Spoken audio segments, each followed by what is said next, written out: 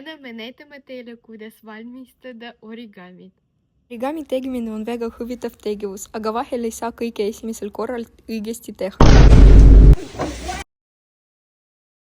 Kui õpid neid õigesti tegema, saad nendega hästi hakkama ja sul kõik läheb hästi. Origami tegemine on hea mõte sõpradega aega veeta, saate üksteisele oma origami näidata ja nendega mängida.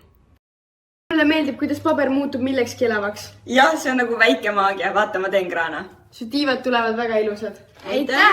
Ja sinu süda on nii armas!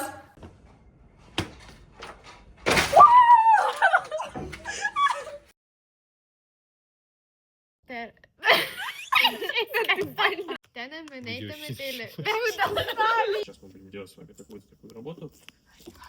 Просто снимай. Чего вы снимаете? Так это не надо сейчас снимать.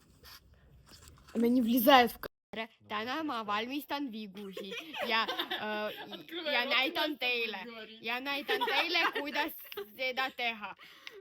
Tere, minu nimi... Täna me... Ничего из этого, Кристина. Делай сама. А что ты сделала? Поела? Loodame, et teil läheb kõik hästi.